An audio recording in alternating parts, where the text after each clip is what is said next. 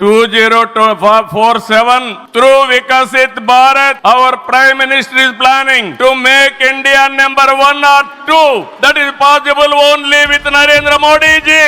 With Modi ji model, welfare, development, empowerment, a new India is emerging.